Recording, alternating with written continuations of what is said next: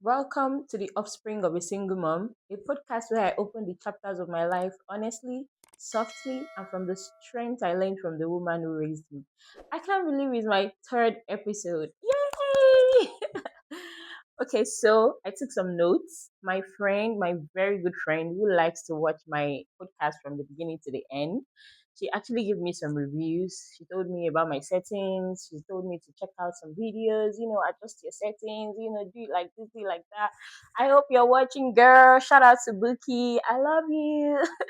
I love this new setup. I just changed a few angles and I'm loving it. Meanwhile, I'm recording alone for the first time. Um, this week has been a roller coaster. I don't even know. I didn't feel like recording, honestly, but I knew that I had an obligation. And that is why I've not actually put like a particular date to it that, okay, I'll be dropping videos on this particular day because my schedule can be crazy. And this is as good as it gets. So I'm so excited today. I don't know. This happiness is contagious. So, I hope you watched the last episode and I hope it resonates with you. Anyway, I'm going to be talking more about my adulthood today. And the last time I stopped at where my dad passed and, how my relationship life. I'm not sure if I'm ready to dive into my relationship life because it has been very messy.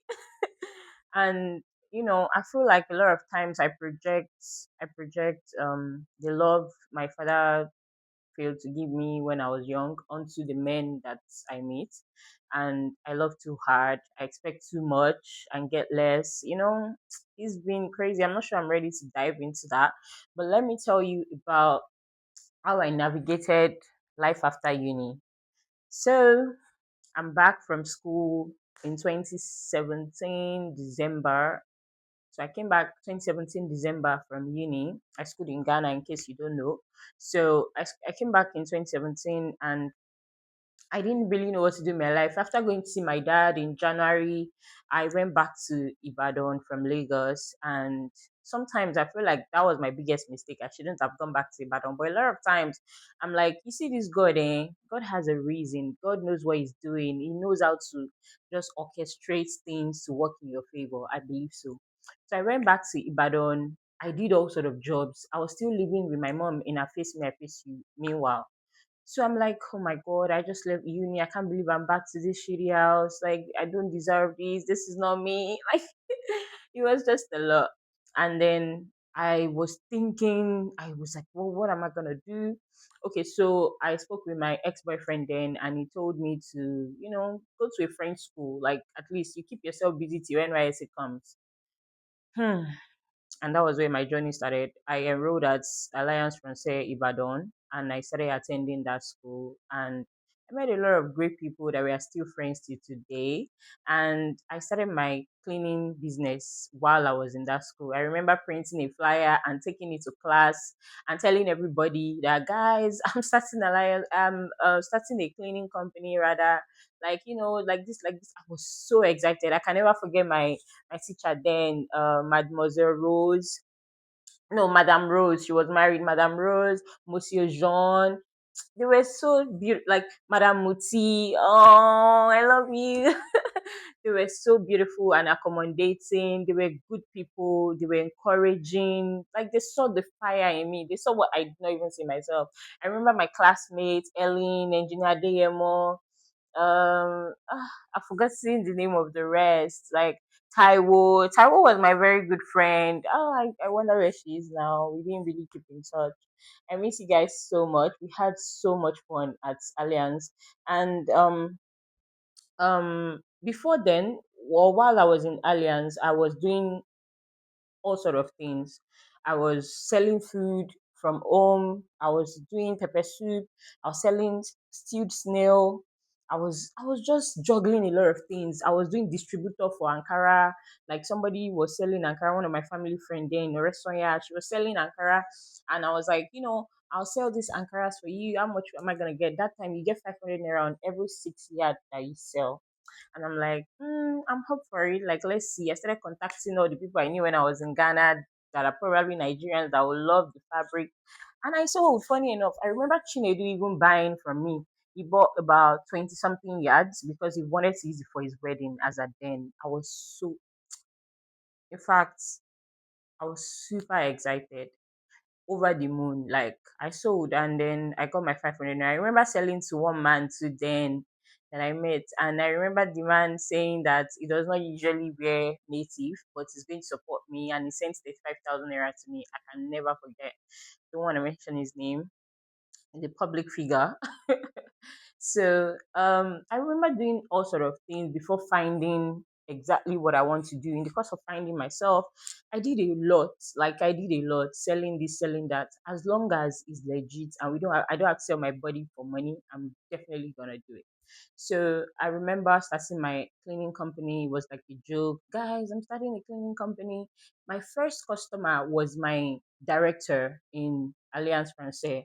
He gave me a suit to launder, and that was how I started laundry. I started laundry business. Yeah, when I started my cleaning company, we were doing laundry first. It was really interesting. Those were good days. I was so hardworking. I took after my mom. Guys, so after a couple of months, I think I did not get any customer for my cleaning company. It was just crazy. I was just there, still posting online, opened an Instagram page. I was still posting, still doing my thing, hoping that I get a customer. But I was doing laundry already as at then because it was easy. I was just telling people around me and they were giving it to me. Cleaning was not really a thing as at then.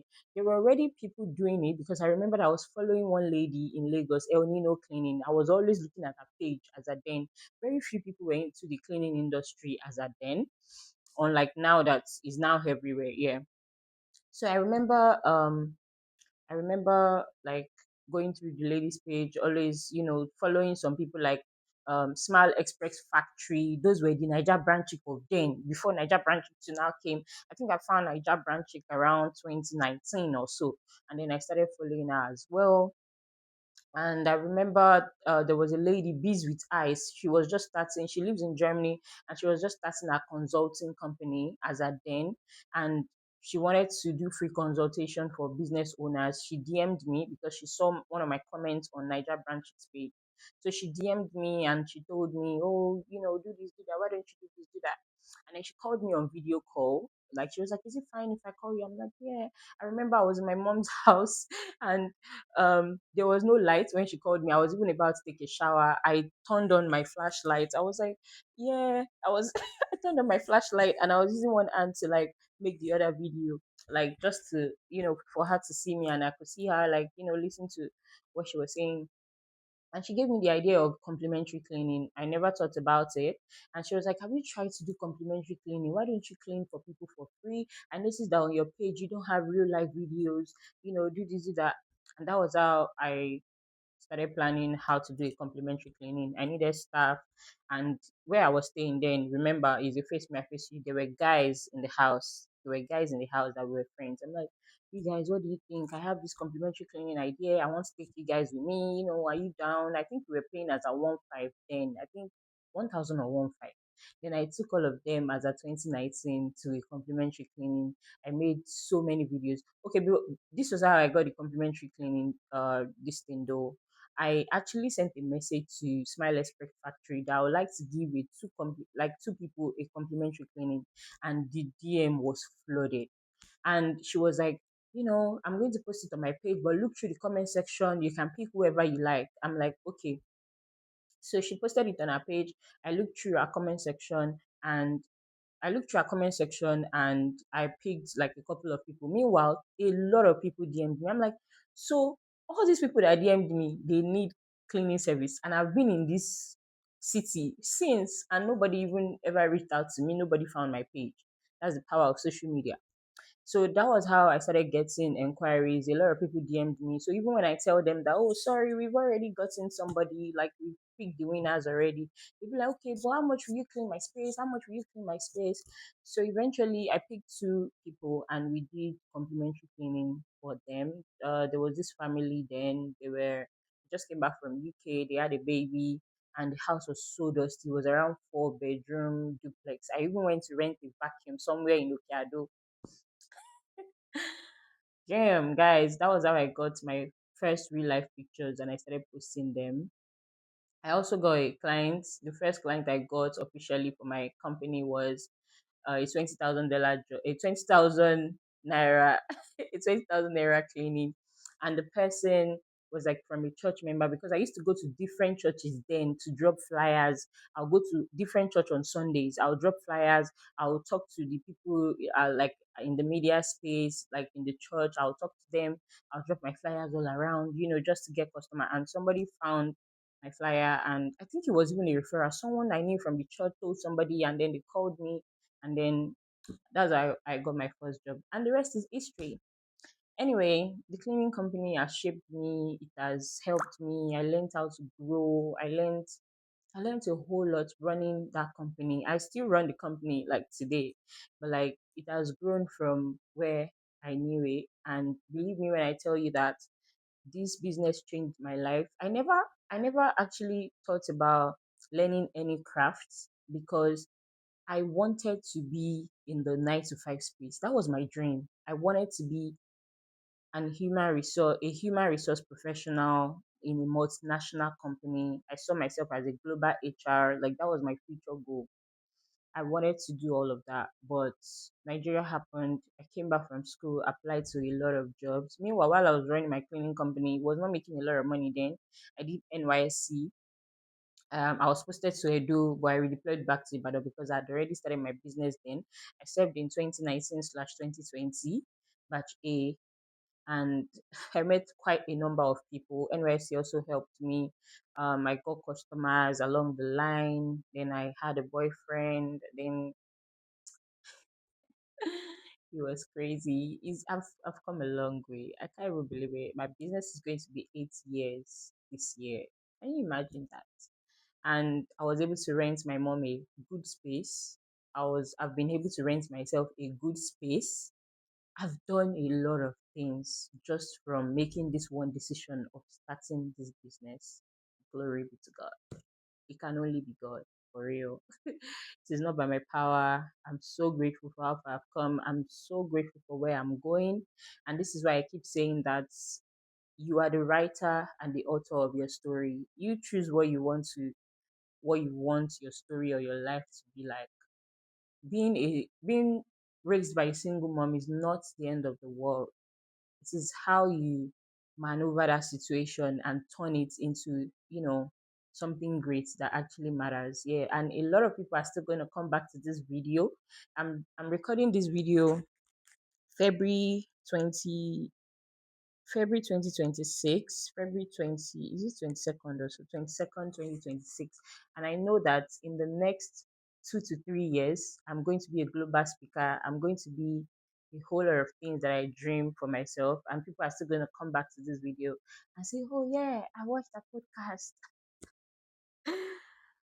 Thank you for listening to The Offspring of a Single Mom. If today's episode inspires you, touched you, or resonates with you, or reminds you of your own journey, kindly share this with somebody. I am Marilyn Taribo, and this is only the beginning. Until next time, keep becoming.